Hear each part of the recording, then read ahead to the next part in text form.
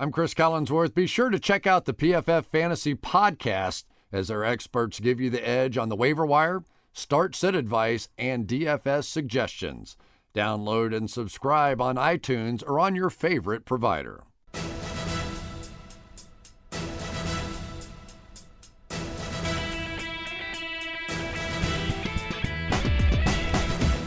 What is up? Welcome back to another edition of the PFF Podcast. I'm Mike Renner. Joining me is Sam Monson.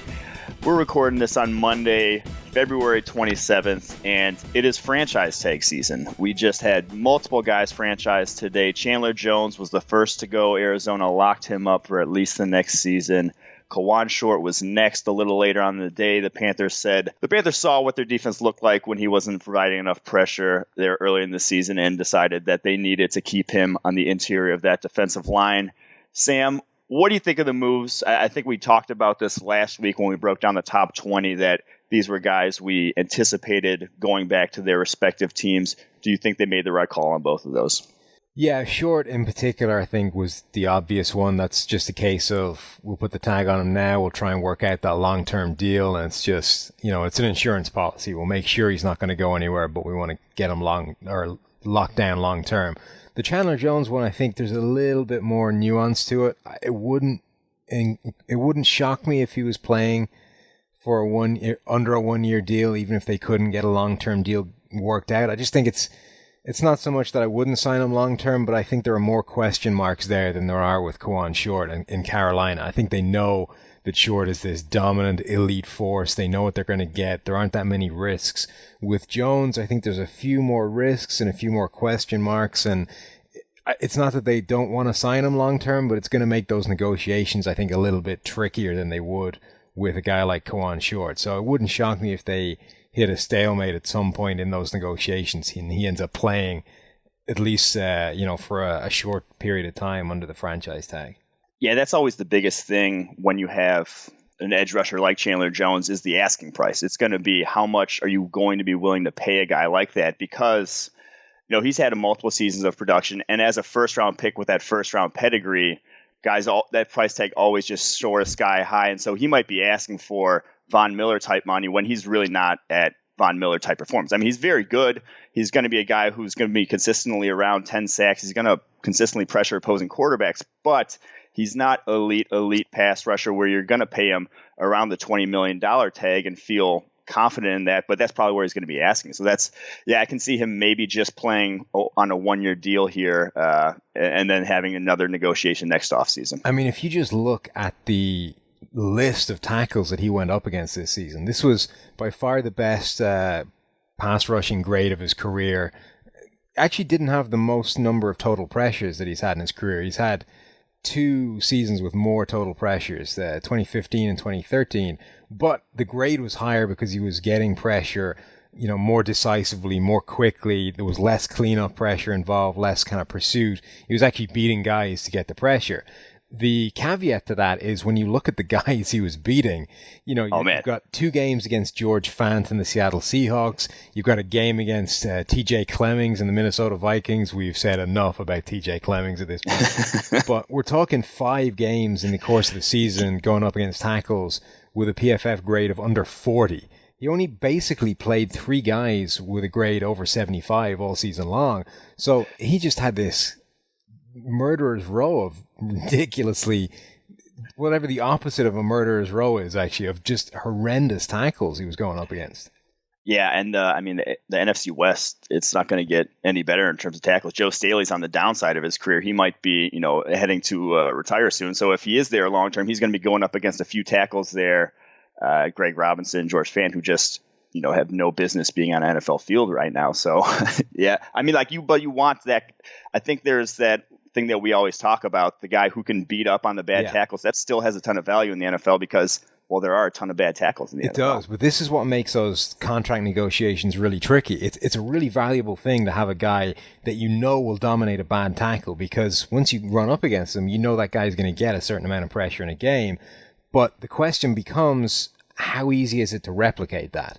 So if I've got a guy who I know is going to go up against this sequence of bad tackles, and okay, he's going to be productive, but what are the chances that I can get the same kind of production out of a guy that's going to cost me a fraction of the price in the draft, say? You know, if Arizona spend a third round pick on an outside pass rusher, what are the chances that he can beat the crap out of George Fant and TJ Flemings? Because let's face it, those have got to be pretty good odds. No, I agree. I still think, though, the toughest thing to do, you said a third round pick, the toughest thing to do is acquire talent in the NFL. And you have a guy as talented as Chandler Jones. You have a guy that you basically know can't do that at this point. It's better than flipping a coin. They're not in a bad cap situation by any means at the moment. They're not, the New Orleans Saints just kicking the can down the road every year. So I think keeping talent when you can is something that you have to do. You can't just cut guys like Josh Norman. You see what happens to the Panthers defense when they did that, when they just let go of a cornerback and didn't get anything back for him. So I think it was the right move on both of these franchise tags. And I think we could see a number of other guys get franchised before that March 1st deadline. I think Le'Veon Bell right now is a lock to get franchise tag. I don't see any other way. I don't see any chance he hits the open market without a franchise tag. They would be crazy to do that because the franchise tag for him right now seems like a steal. I think Kirk Cousins probably could get franchise tagged. And I think Eric Berry could round it out with a franchise tag, although he's in a bit of a different situation because of how much you would have to be paying him at safety. So do you think all three of those guys end up getting it when it's all said and done? I think definitely two of them. I'm with you on Le'Veon Bell and Kirk Cousins. I don't see any real scenario that those two guys get let go. I mean, the quarterbacks are a weird situation. We talked about it last time where, there's always that feeling in the back of a team's mind. If you don't have an Aaron Rodgers, you really don't want to pay that $20 million figure, but you just have to suck it up. You can't go into a season having got a quarterback that's proven to be pretty good and throw that away because you don't want to pay him, a decent chunk of change and start over the whole thing again and end up back in quarterback hell. So I think both those two guys go. Berry could. It wouldn't shock me if they actually got a deal worked out before they have to use a tag on him. I think that's one of those deals where he's going to want to stay in Kansas City and they're going to want to keep him. So it wouldn't shock me if they dodged the franchise tag because of that. The one other guy that I think has a shot to get a tag slapped on him is Andrew Whitworth. And it's purely because Cincinnati just can't let him go. And it's sounding like, they basically treated him so badly when they decided they wanted to move on from him. He wants out of there at this point. So unless they're going to come to some kind of contract agreement, which seems unlikely now, if they want to keep hold of him, they're going to have to stick the tag on him. And, it's a huge amount of money. You don't want Cedric Boyd starting at left tackle next year? I really, really don't, no. And it's, it's a lot of money for a tackle, but it's, he's not a bad player to put that kind of money on because...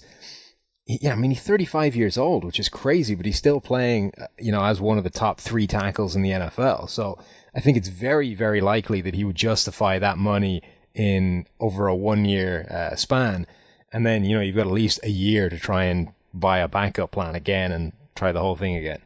See, I just don't think in the NFL, the way I've seen contracts go for aging offensive linemen who are still performing at a high level, I just don't think that's a possibility, them slapping the franchise tag on him, as much as I just think you could be had for far less than that, just because, one, the market of people you're competing against is fairly slim. There's only a handful of teams that need a left tackle and are in the sort of win-now mode that they'd be able to take a guy for 1 year, 2 years. So you're not competing against that many teams.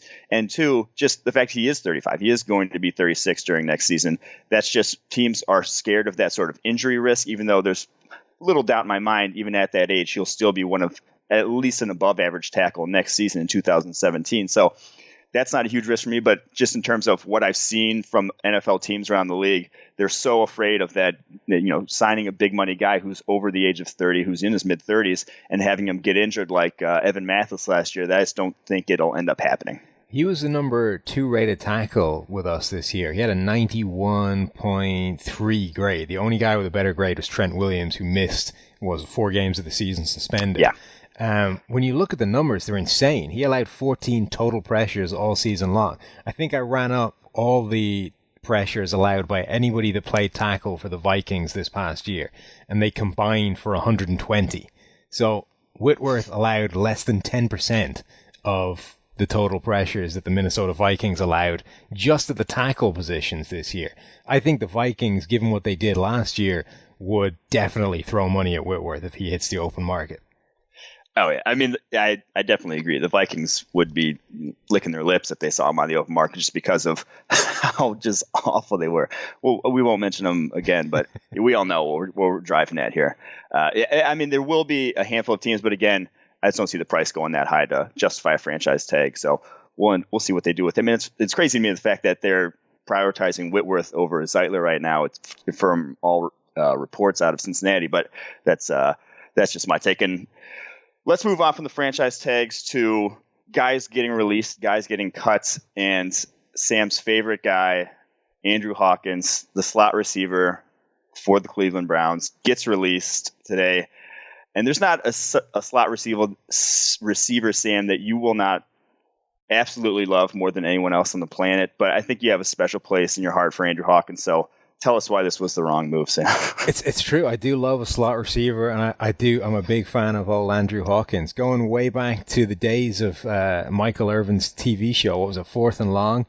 I think I was the one of 6 or 7 people that watched that show right from the start. Probably, because I have never actually even heard of that show. So you've never even heard of this show? Oh dear. Look, no. This Michael Irvin had a reality show where he brought in half a dozen guys that were like Arena League players, CFL players, guys that no one had ever heard of for whatever reason weren't in the NFL, and the reason for most of them is because they sucked.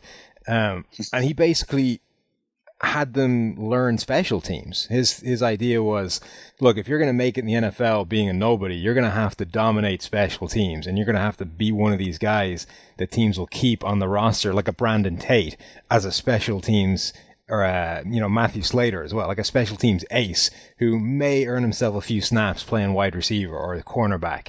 The positions these guys actually in theory played. And Andrew Hawkins was one of the guys on this roster.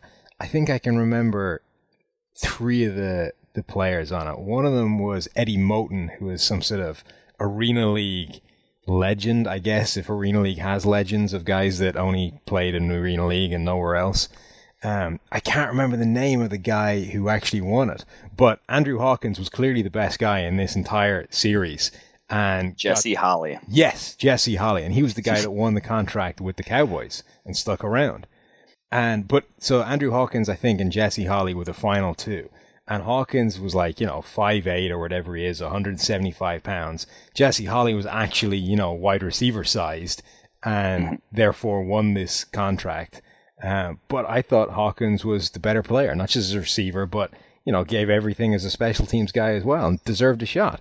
And he eventually got it. And when he did get his chance in the NFL and got used as a legitimate slot weapon, he showed some, real wide receiver skills. And a couple of years ago, he had that 100 target season, caught 63 passes, something like that, for like 800 yards. We saw this is a guy that actually could play in the NFL. Sadly, since then, the Browns have cut down his targets, cut down his production, and he's basically been doing nothing for last year. And it was probably the right move for them to move on from them. They drafted a whole bunch of young wide receivers. So at this point... Yeah, Corey Coleman basically took his job. Like they're doing the same things. So, yeah. And much though I love Andrew Hawkins, I'm not going to make an argument that Corey Coleman should be sitting on the bench for him. So at which point it's time to move on. But he'd be an interesting, guy to bring in for camp for somebody. Where would you slot him into this wide receiver class? So we have Alshon Jeffrey, Terrell Pryor, Adam Thielen, Pierre Garçon, Kenny Britt, Kenny Stills. Where would you slot him in? Is he in that group of guys? Would you put him Deshaun Jackson? Would you put him ahead of any of those guys, or is he a clear cut behind all of those? No, I don't think. I think you're still going. He's a guy that's you're going to bring in late on. You're going to see if you can still make a roster as your slot receiver, and that just isn't particularly valuable. I think you can, keep going even past that list, even past guys like maybe even Terrence Williams, Kendall Wright. He's going to be in that kind of Cordero Patterson range of receivers where you're going to take a look at him and see if he's still got anything left in the tank. Cordell Patterson, oof, That's not a good spot to be in terms of where I'd want to be in the free agency market. All right, let's move on from receivers to quarterbacks, which I think is actually my favorite storyline of this offseason, because you almost never see movement at the quarterback position in the NFL. There's almost never a big name guy that moves on to a different franchise. The last time I can remember is Drew Brees actually moving on. And I think this offseason, someone like Kirk Cousins, if the Washington Redskins don't, back up the truck to him, he could end up moving. Guys like Jay Cutler could move, although he's obviously not on Drew Brees' level in terms of that, but he could still end up being a starter for someone, and someone like Jimmy Garoppolo could be moved. So where do you think in this quarterback shuffle, who do you want out of all these guys, and what team, if you're a team, which team out there do you think needs to be making a play for someone like Garoppolo, or for someone like Cutler, or for someone like Cousins if he's available for something like a sign-and trade? You see, this is the thing. All the quarterbacks that are interesting names are the guys that aren't really available. It's Kirk Cousins, who we assume is going to get tagged in Washington or re-signed long-term, but a team like San Francisco is going to be desperately hoping that doesn't happen, or they can convince them to do some kind of deal. It's Tyrod Taylor in Buffalo, who, we've talked before, is actually a good quarterback. He's never going to put up prolific numbers because he just isn't that kind of style of a quarterback. But the key is, when you look at what he does and how he plays, he doesn't put the ball in harm's way. He has a high touchdown percentage and a low interception percentage, and you can work with that. If the Bills had a legitimately good defense at all, they would have been, 10-6. They would have been a legitimate playoff contender with how good that offense was. But they didn't have a good defense. That's why Rex Ryan got fired, because that defense was atrocious this last year. I'm not going to make the case that Tyrod Taylor is an all-pro level quarterback, or even that he'll ever get to that level. But the things that he does well, you can work with. That's the key. Is he isn't a quarterback like some of these other guys that, you may see high points that are really good, but you're going to get those bad, ridiculous, horrible plays consistently. And Taylor doesn't do much of that. I think he's a good quarterback. But the Bills have done that deal where they've structured the contract in such a way they have to pay him an absolute truckload of cash money. And, whether they're going to try and restructure that or whatever, he's a guy that could end up being on the market. And if he is, he's a quarterback that anybody that needs one should be going after hard, because he's as good as you're going to get in the free agent or in the offseason, whether it's free agency or the draft. I feel like also just casual fans and people who analyze, quarterback play will perpetually underrate how much his running threat actually makes that Buffalo Bills running game. How much Russell Wilson's running threat in Seattle has made that running game, and made, Marshawn Lynch, made that one of the best rushing attacks in the NFL. That's what Tyrod Taylor does in Buffalo with LaShawn McCoy. They don't have a great offensive line there, but they had the most prolific running game in all of football this past season because of how much teams have to account for Tyrod Taylor as a rushing threat. So I just think, from all that he does, what you just said, that, the Bills would be crazy to move on from him at this point. That's a really good point. But the other thing I think that it goes against him is, I think because he doesn't put up huge numbers, any quarterback that doesn't throw for 4,500 yards is going to get seen as a lesser quarterback. Guys that are just less prolific from a passing yardage standpoint are going to get underrated in terms of their quality as a quarterback, because all you see is what look like disappointing quarterback numbers. But when you look at him in terms of efficiency and, accuracy and how little he turns the ball over and how many touchdowns he scores compared with how often he's actually throwing the ball, from an efficiency standpoint, he's a really good quarterback. It's just that he's not going to throw for 300 yards every single game. And some of that is going to be offset by the rushing yardage that just doesn't get counted in. But some of it is you just need to accept that he's not a guy that's going to put that many yards up. But it doesn't make him a bad quarterback. And then the one other guy, he's throwing with Marquise Goodwin, Robert Woods, and Justin Hunter as your top three receivers for a good portion of the season. Not a lot of quarterbacks in the NFL are going to put up prolific numbers with that receiving core. True, but I think that even if you gave him, one of the league's best receiving cores, I don't think you'd see him turn into a 45 yard kind of guy. I know. I'm just talking about efficiency in the numbers as well. No, it's definitely true. And then the one other quarterback that obviously is the kind of non-available one, but is probably available, is Jimmy Garoppolo, who that's going to lead into my the things that grind my gears this week. But the thing about Garoppolo is we just don't know what he is, and yet it's going to cost you a lot to find out. And you know, we kind of had this discussion a year ago with Brock Osweiler, and he played at least 7 starts the season that he earned his giant contract, and it still wasn't enough to tell what he was. So we're talking about, you know, potentially handing over a first-round draft pick and more. I think Peter King wants the Browns to hand over the 12th overall pick and something in the 60s, 65 maybe, to get him. That's a huge amount of the number 12 overall pick and another pick to get a guy who basically has a start and a half under his belt in terms of NFL experience. It's nuts. I went through that earlier in the season with the Brock Osweiler thing. I went through the guys who, over a 6-game stretch or however many games it was for Brock Osweiler, who you could pick out and make look like an elite NFL quarterback who looked even better than Brock Osweiler, guys like Mark Sanchez and Nick Foles and Christian Ponder, who had those sort of stretches over some point early in their first 2 years in the NFL that were much better than Osweiler. And we're talking about a much smaller even stretch for Jimmy Garoppolo that he had to look like, you know, an elite quarterback. Sometimes guys just have good games who aren't necessarily good quarterbacks. I would be absolutely terrified to part ways with the number 1 draft pick to get Garoppolo at this point. If you're talking about maybe a 2nd and a 4th, you're talking about a couple mid-rounders, yeah, but especially in this draft that I think is so talent-rich at so many positions like cornerback, like edge rusher that actually matter, that actually are impactful, I would stay the course at quarterback and not buy the farm to get this guy. That'd be crazy. Here's the other interesting thing is people talk about it being 6 quarters and, you know, really good play. The first game, that game against Arizona, the numbers were impressive, but his PFF grade actually wasn't that great in that game. You know, we didn't think that game was as good as the raw numbers suggest. And really, his only good game was the one that he played a half in, 42 snaps worth against the Dolphins before he went down hurt. So, I mean, you're talking about a guy that's thrown like 60-something passes this season, of which maybe 30 of them were really good. And the rest 94 attempts in his career.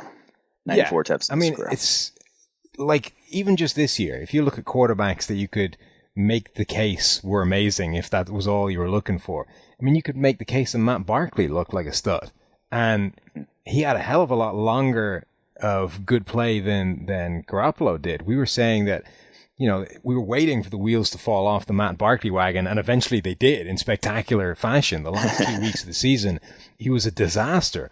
But for the 4 weeks before that, that was as good as anything Garoppolo did. All right, the numbers weren't quite as impressive, but we were saying this is now 4 straight weeks of Matt Barkley looking like a different quarterback than we've ever seen him before. That makes the Chicago decision really interesting if he rounds out the season that way. And then he didn't. You know, the wheels fell off. And the thing is, you get people saying that, you know, you can look at traits. You know, even if you're only looking at small sample size, you can see traits. But it just doesn't work because... I was going to say, I completely disagree with that at the quarterback position. That's like you said, one position where you need large sample sizes. Guys can have good games and guys can have terrible games. If you dialed up... If I told you that you can only look at one game of Tom Brady and that's all you're going to get in terms of telling me how good this guy is, having never seen him before, and I dialed you up that Week 4 Kansas City game from 2014, you telling me you're going to come out of that and you're saying, well, that's a Hall of Fame quarterback. He just had a bad game. You're not. You're going to look at him and say, this guy is terrible. Because, you know, quarterback is just like that. You can have an awful game and none of your traits are going to shine through. It's very much like a basketball player. You come to a game where a guy goes 1 for 10 from 3. If Stephen Curry goes 1 for 10 from 3 in a game, you're not going to look at that game and be like, oh, that's one of the, you know, his release, his speed, that sort of stuff. He's the best shooter of all time. That's not how it works. Yeah. You need the larger sample sizes to differentiate at a position like quarterback. So I completely agree there. And also the reason why I'm not so huge on Garoppolo is because I actually like, even though Barkley did, you know, fail spectacularly towards the end of the season, I still like the chance of, you know, the kind of give him a chance at starting quarterback, bring him into your camp. He's not going to cost you much. The possibility that he could still improve. And another guy that we haven't talked about who I think is the guy I would go after in this free agency class, in this sort of whole mix of quarterbacks that are available. It's Mike Glennon, isn't it? Mike Glennon. You want the man whose head does not fit inside a helmet to be your starting quarterback. I just think so you go back and look at his rookie season, just from a PFF grading perspective, it's right on par with what we saw from Carson Wentz this season. Well, he's a perfect example. Yes. What are you going to say? A perfect example of well, what? He's a perfect example of a guy who, put those kind of games on tape. The good, the Jimmy Garoppolo played, but he then played long enough to show the bad as well. Like if Mike Glennon broke his leg after the Detroit game, Week 12. Well, and Carson Wentz, like 3 weeks into the season, people were anointing him, and all of a sudden, maybe not. You take a sniper rifle out and take one of those guys down at that point in the season, and that's all you get to see. You're convinced that guy is a superstar. Don't do that, though, actually, guys. Well, no, it's probably not going to do you well in this era of law enforcement. I think it's going to be frowned upon, but still. Yeah. If you took those guys out after that particular point, whether it's Carson Wentz after the first few weeks of this season, whether it's Mike Glennon after Week 12 against Detroit of his rookie year, you think that this guy is a guaranteed starter, stud going down the line. Problem is, Mike Glennon, then 3 of his next 4 games were disastrous. And suddenly you don't know what he is anymore. Then he finished the season with one more good game, and then basically hasn't really got on the field since. So he had the same good that Garoppolo had, but he then played long enough to put the bad on tape as well. Yeah, but that's the thing is he put the bad on tape as a rookie, and they replaced him with Josh McCown, which was one of the craziest personnel moves I can remember in recent history. I just think you're allowed. Same deal. Yeah, and that's why. They gave him the. We keep going back. He had 4 good games with the Bears, and they all of a sudden thought that he was, a capable starting quarterback in the NFL. Which, that was the craziest decision to me. And I think, quarterbacks are allowed to have those type of games as rookies. This is 4 years later down the road. I think Mike Glennon should be starting somewhere in the NFL. He's definitely better in my mind than a handful of starters in the NFL, even what he put on tape as a rookie. And you think 4 years of development down the line, I would go after him as a guy in free agency. Just at some point, you have to throw darts if you're a team like Denver, who you don't know what you have in Paxton Lynch. You're fairly certain that Trevor Siemian's probably not going to be a good quality starting quarterback. I think you just have to start throwing darts if you're a team that is on the verge of being a playoff Super Bowl type contender, but doesn't have really a guy right now. So to me, I think he's who I'd go after in this whole quarterback market. I tell you who the perfect bridge quarterback is. We're hearing about this quarterback draft class. Doesn't appear to be amazing. I think Mike Mayock has come out and said that none of these first-round quarterbacks are likely to be ready to start day one. So you're going to need a bridge quarterback. You're going to need a guy that can start for the first year, but that's never going to go. It never happens that way. He always ends up getting cast aside at some point in the season, and the rookie comes in, just like Jared Goff, and he has to sink or swim at some point during the year. But if you want a quarterback that can make way at a specific point in the season, Brian Hoyer is your man. Bobby Hoyer, as the great David Tuckman would have you believe. But something happens to Brian Hoyer around Halloween every single year where he just turns into a pumpkin. It's insane. So here's some numbers for Brian Hoyer. Splitting his entire career, into September and October, and then November onwards. In September and October, he has a passer rating of 93.1. He completes 61.1% of his passes. He has a touchdown percentage of 4.3 and an interception percentage of 1.1. Right, 1.1 is ridiculous. That's like one of the highest. In fact, I think that might be the highest percentage of all time if that was what stood. From November onwards, his passer rating drops 23 points to 70.2. His completion percentage drops 5%-ish to 56.8. He has a touchdown percentage of 2.6, which is like almost 2% worse. His interception percentage is almost 4 times as bad at 4.1. So he goes from being a legitimate starting quality quarterback to being terrible as soon as November happens. Seasonal scouting. That's forget samples size. It's So, seasonal stuff. he's the perfect bridge quarterback. You bring him in, the rookie can't start right away, so you've got 2 months. You've got a defined 2 months to work with. Brian Hoyer will come in, he'll give you a 93 quarterback rating for 2 months, and then you got to get the rookie in there because Brian Hoyer is about to turn to crap. I like it. I'm on board. I think who's the team? What team needs that guy right now? Well, the other thing is, you can either do it with a rookie, or if you can find the anti-Brian Hoyer, if you can find the guy who only turns it on from November onwards, you've got a perfect quarterback pairing. You can pay the two of them virtually nothing and have an all-pro caliber quarterback all the way through the year. I haven't identified that guy yet, though. That might I was gonna say we need to look into that for that guy. All right, let's move on to some segments. That's the quarterback class. I like Glennon. He likes Hoyer for the first 2 months of the year, and then someone else onward. Maybe Glennon onward. But we'll move on to some segments. We'll get right into what grinds Sam's gears.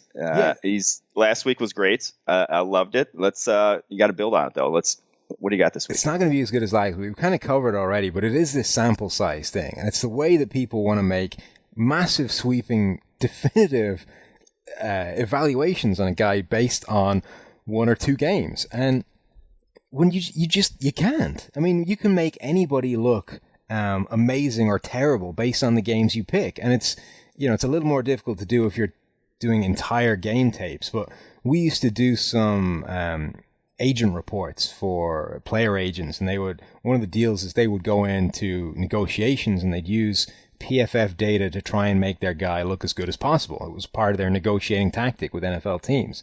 And one of the things we used to have to do was to make highlight reel tapes for these guys. And it would be 20 plays of their best play over the season or the last 2 years. And there is literally no player in the NFL bad enough that you cannot make him look like an all-pro if all you have is 20 plays to work with. You can literally turn the worst player you can possibly think of into a Pro Bowl caliber player on tape if you just have 20 highlight reel plays to work with. Now, like I say, it's a little bit trickier if you have to deal with entire full games, but you can really, really skew your evaluation if you get the wrong games. And, you listen, it's draft time now, so everybody's talking about these guys. And even, the most diligent draftniks possible, they just don't have time to go through every game of every player, or they don't have the system that enables them to do it quickly, cut out all the plays. So you're seeing guys watch 3 draft tapes or 5 draft tapes of a guy. And like I say, if you get the wrong tapes, you're going to come away with a skewed perception of what that guy is. You need to see the bigger picture. I'm on board. No, I 100% agree, especially in the draft, because of what's so important in the draft time is seeing the guy's capabilities. So if you don't see a game where a guy absolutely dominates when he's kind of an inconsistent player, where you don't see him at his very, very best, I think that's important. I think you have to at least see that one game where he puts together his best performance. Every single guy that you scout, just because you have to know what a guy, the high end that he is capable of. I go back to watching Chris Jones last year against Arkansas. I was kind of meh on him down the line for a few games watching him. And then you put on the Arkansas tape going up against a legitimate offensive line in the NCAA, as good as it can be. Not a ton of NFL talent, but these aren't, awful players there that he was going up against. And he dominated from the first snap to the last snap, was winning every single interaction. And that's when I said, wow, this is what this guy can do at his very best. That's better than any other, defensive lineman I saw at their very best this season. So I think that sort of high-end talent matters. And I think you have to see the low end, too. You have to see when a guy isn't at his best, why he's losing in a certain game, when he's getting beat.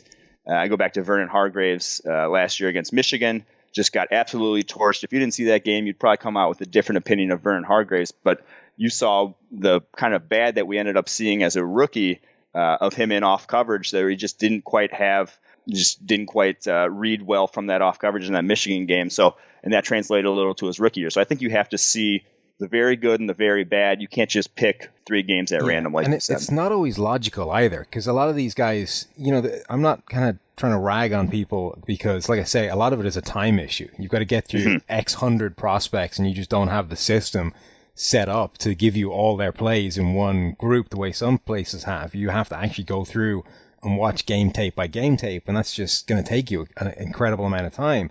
So these guys go at it logically, and they say, well, let's see how he does against the best players he's going to play. And sometimes that makes sense, but if the guy just happens to have his best 3 games against the best 3 guys he's played, you can end up with a completely skewed perception of that guy if his worst play or his worst games came against other people. So, I remember a few years ago, Nate Livings and Evan Mathis used to rotate at guard for the Cincinnati Bengals. And Nate Livings got signed to a pretty healthy free agent contract by the Dallas Cowboys. And that set some of those Cowboys guys off looking at Nate Livings' tape, trying to find out what kind of guy they'd got. And I can't remember who it was, but the guy went and he looked at Nate Livings against Justin Smith twice, I think, and some other pretty good interior defensive guy. And the logic being that Calais Campbell, I think, was the other one. And he wanted to see his games against the best 3 guys, or the best 2 guys 3 times that he played in a given season. And you're like, okay, well, that makes a lot of sense. And he played well in those games. But the problem is, he then got his ass handed to him by nobodies. And, it doesn't matter what he can do against the best guys in the league if he's going to have terrible games against bad guys. And ultimately, Livings crapped out pretty quickly from that Dallas contract. Evan Mathis went on to, become an all-pro guard for the Eagles. And it's a case of you're just not looking at the right tapes. And I remember a couple of years ago, I looked at PJ Williams in the draft. And just the sequence that I watched his games in, I went like 5 games in and thought he was the best cornerback in the draft. And then suddenly I got all of his bad games one after the other. And it was, nothing but good and then nothing but bad in almost equal split with his season. And it's really just a case of whatever order of the games you watch or whatever games you manage to select, you can come away with a completely skewed viewpoint of the guy you're watching. As human beings, it is natural for us to extrapolate small sample sizes into making them think that they're representative of a full. We make snap judgments that we don't even understand sometimes, or don't even realize we're making off of these small sample sizes that we extrapolate to. That's the full player. That's the effect of the full. That's who this guy is. When in actuality, you do need and especially in a game like football where you're getting, only a handful of action plays in a game that actually a guy's involved in or a guy's actually doing something. So you need that large sample size to actually come away with the complete picture. And I will say that as much as I hate it and I rail against it, I do it mentally all the time. It's impossible not. It's impossible not to. I saw Jason Babin have one amazing game as a rookie and spent basically the next decade waiting for him to do it again. No matter how many times he got cut or run out of a team or cast aside, I was convinced that Jason Babin just needed one more chance in the right scheme and we would get to see this excellent pass rusher once again. And eventually it came good, but I'm pretty sure I've done a bunch of players. Oh yeah, didn't last particularly long, but at that stage he was 85 years old because he's been waiting so long. Yeah, so I'll do it still, but it's bad. You shouldn't do it. Stop it. Exactly. Well, that's a good grind your gears. I got completely on board with that one. So nice. Well done there. Built upon last week. All right, on to next segment. Explain this. Last week we did power. This week we're going other side of the ball. Cover 2, Sam. What's cover 2? Explain us. We hear a lot about it. What is it? So, and why is it not used as much anymore? Although I think it made a little bit of a comeback last year, in my opinion. You should use it more, given the way college players seem to struggle with it. But basically, there's a bunch of different coverages in today's NFL, and there are various different ways of dividing up the field into coverage zones, usually. You can either... They're described, cover 1, 2, 3, or 0, 1, 2, 3, 4, 6, 7 even. And typically what they're referring to is the number of deep players, deep zones involved in the coverage. So cover 0 means there's nobody in a deep zone over the top. So no safety, everybody is man cover across the board, and there's no help. Cover 2 is 2 deep zones. So 2 safeties typically, and they split the field in half, and those cover the deep zones. And underneath, there's a sequence of shallow zones, and they split the field horizontally underneath. Now, cover 2 has some variants where you get the Tampa 2, where that middle linebacker almost creates a third deep zone where he kind of drops deep down the middle of the field, allows those safeties to split even further and work the sidelines more. But it's essentially the same kind of coverage. You're just toying with it a little around the edges. You still have the 2 deep zones, but you're giving and that's pretty much a little bit. That's more the one wiggle room. That's the one that's used almost exclusively in the NFL. You'll rarely, if ever, see just pure spot drop cover 2 without that linebacker taking it deep to the middle of the field, just because it leaves a huge opening if not. Yeah, and typically they're matchup players as well, so they're not just blindly running into the middle of the field. They're usually running with a slot receiver down the seam, so they're kind of covering that guy from underneath, buying the safeties enough time to get back over the top. But the key is it's a zone coverage. Everybody there has typically got their eyes on the quarterback, and it's one of these coverages that really screws up college players, because there's so much man coverage in college that as soon as you break out shallow zones, you completely confuse these guys. Jared Goff against Washington State, I think, almost threw 3 interceptions in the first quarterback just because the Washington State Cougars were running cover 2 all game. And what really tends to screw them up is that cover 2 corner who can line up as if it's man coverage and then quickly pass off the guy and come off onto another route. So you see it against slants a lot of the time. He'll line up over the top of them. He'll probably engage at the line, try and bump the guy, and then he'll pass him off inside to the next interior zone, and he'll peel back off. So there'll be a guy coming back to the outside, whether it's an out route underneath or even over the top. It can be a corner route, and this cornerback suddenly sinks to an area where they weren't expecting him to be, and that's the guy that gets those interceptions. The guy that wasn't expected to be there, they thought it was man coverage, and they throw into somebody's zone instead, and bam. Why it's disappeared, I think, is because if you can read it, if you understand what it is, the 2 deep safeties take one guy out of the box, essentially. You're going to be running with a lightened box, so you can run on it. But also, as long as you understand what it is, it's not that difficult to pick apart with short passes underneath, the way NFL quarterbacks have gotten so good at doing. The issue why it's screwing up college quarterbacks is because they're not reading it correctly. But as soon as they work out what they're looking at, it's not that difficult a coverage to actually hit the seams in and exploit with route combinations. Yeah, if you don't have a good middle linebacker, if you don't have a guy running that seam who can have a little range there, like Ryan Urlacher back in the day was amazing at it, and why the Bears could run it so effectively, if you don't have that guy, you're going to have some gaping holes up the seams for a dynamic sort of tight end or slot receiver to exploit. And I think that's what the big thing is, the advent of a ton of 11 personnel with 3 wide receivers on the field. You're going to have a linebacker matched up against a slot receiver a lot of times, which just isn't a favorable matchup, and why it's kind of lost some popularity. Yeah, and it's a big play when that guy blows it. So the guy's running with receivers deep down the middle of the field. The other hole in the Tampa 2 or the cover 2 is that corner route between the cornerback and the deep safety. So that's like a 15, 20 yard pass to the sideline. If you hit that every time, it's not even that there are ways to exploit the coverage. It's when you can exploit it, they tend to be pretty big chunk plays. Yeah, teams that ran a lot of cover 2 last year, teams like Pittsburgh, LA ran a good number of cover 2. Packers as well. So but all those teams, it's around 20% or less of their snaps. No one's running that as a primary coverage anymore. That's cover 2. Let's move on to historical power rankings. Last week, we did most dynamic players in the open field. This week, on the eve of the Combine, we're going to do our favorite Combine performances. I'll break it. Sam, you break it off this time because I went last week. Yeah, so last week I agreed with most of your list. This week I only agree with one of the guys on your list. Okay.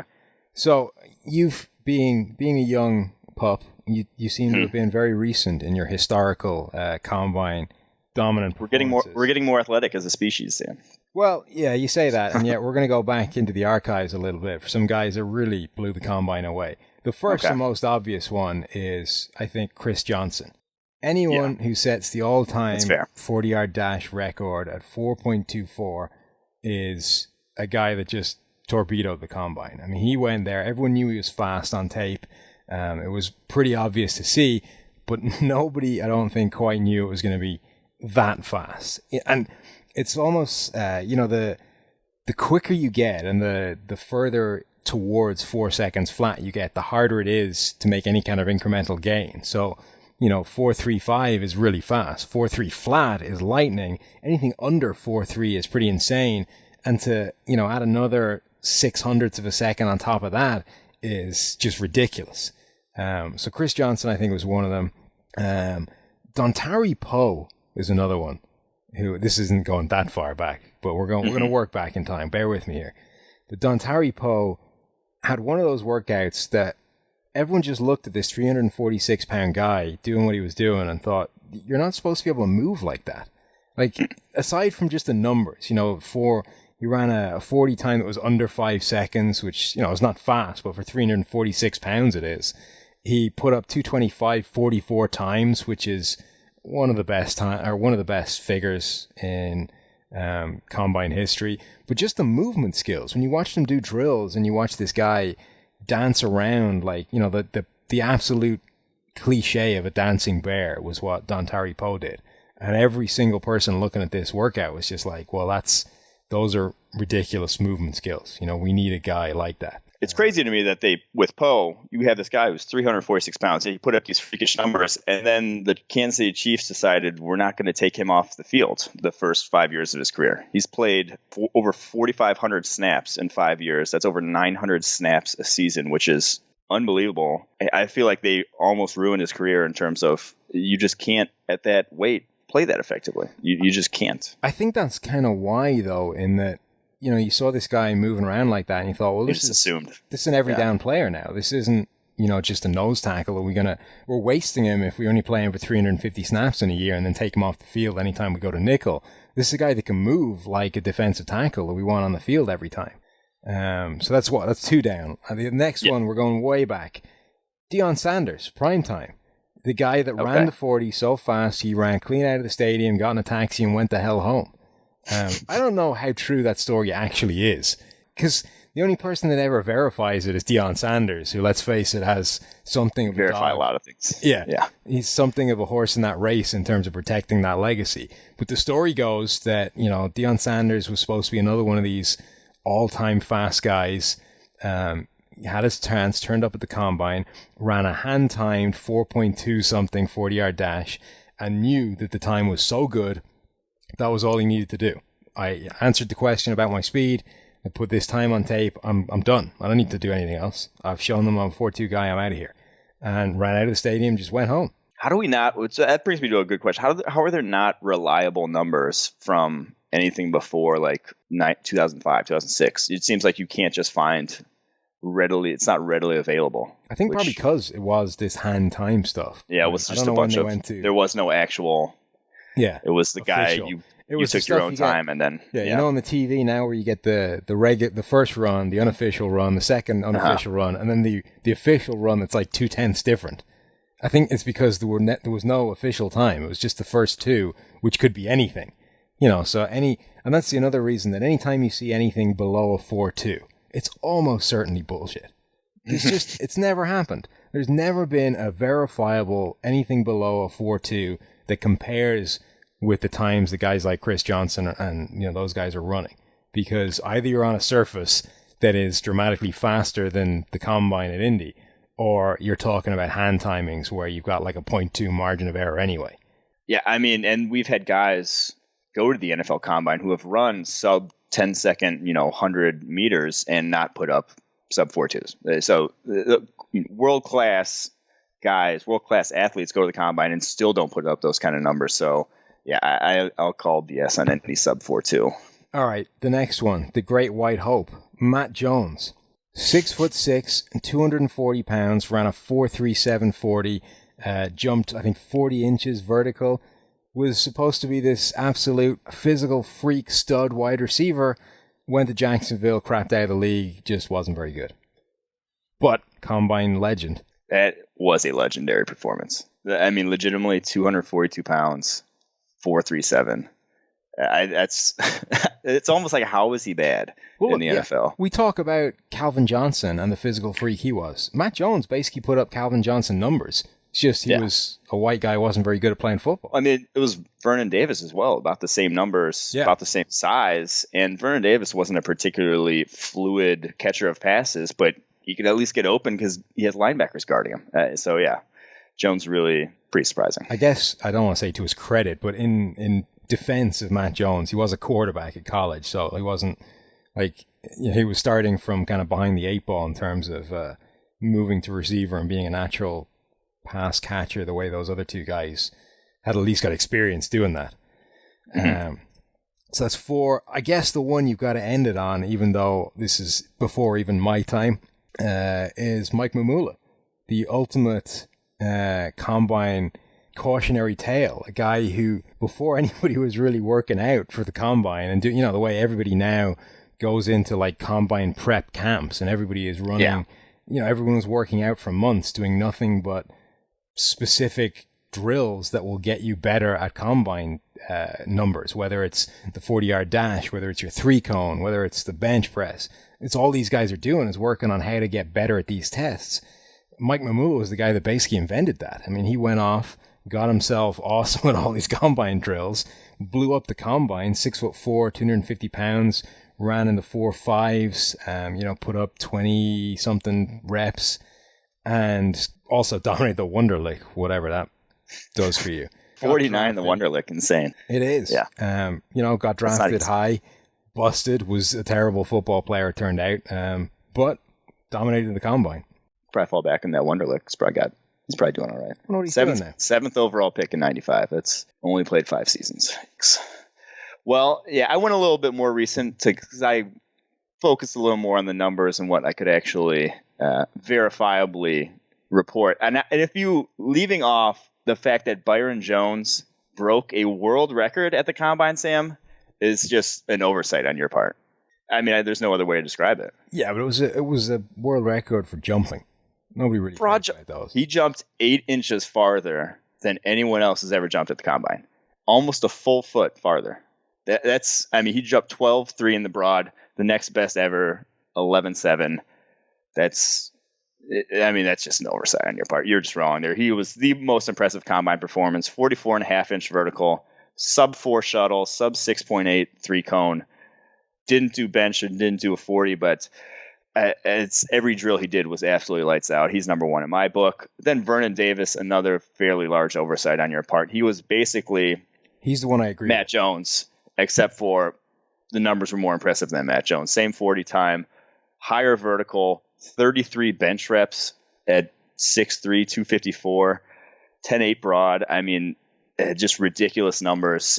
He was the ultimate blew up. He was the original, you know, blew up every drill at the combine in my estimation. Then up next, I don't know how you left off Aaron Donald because you love Aaron Donald. It's like your boy. And he ran a 4.68 40 at 285 pounds. Had 35 reps on the bench. I mean, that's just the fastest 40 I've ever seen from a defensive tackle. And he's also the lightest defensive tackle. I know, but still, that's pretty unbelievable stats.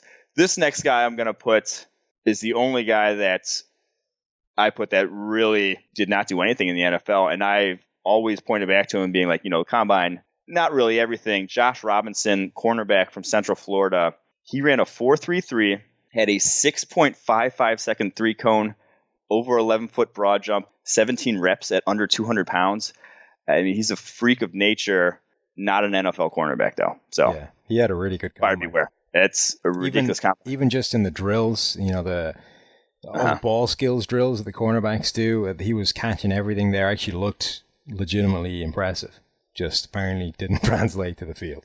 Yeah. And then number 5, one of my favorite ones, Calvin Johnson, didn't actually do anything other than run the 40, but wasn't going to do any drills, borrowed someone else's shoes, runs a sub 4.4, and then gets out of there. That was pretty awesome. At 6'5", 239 pounds. I mean, that was freaky. So that's my top 5. That gets talked about a lot, the borrowing somebody's shoes thing. I mean, as long as they fit, what difference is it? I know. Oh, yeah. But it's the fact that he wasn't going to run. Got caught up in the moment, ran. No, that's true. Put it down. But it's just, you know, the shoes thing. They're spikes. You put them on, you run. Makes for a good story. Whatever. It's a good story. So, my little couple of Mike Mamula trivia things for you. One, Mike Mamula in the final season of his career, perhaps, picked off Kurt Warner for a touchdown in the year that the Rams were the Super Bowl champion. Probably the best thing he ever did in his NFL career. No, it wasn't the final. Second, penultimate season of his career. As for what he's doing now, he apparently co-owns and is the director of business development for Comprehensive Screening Solutions Incorporated, which is an employment screening company in Gibbsboro, New Jersey. So apparently Mike is not doing anything particularly interesting, but it does sound like he's at least successful. So there you go. 49 on the Wonderlic is coming good. Well done, Mike. Well, that's it for us. I hope you enjoyed the show. Make sure to follow us on Twitter. I'm PFF_Mike. He's PFF_Sam. We will talk to you guys next week after the Combine. Have a good one.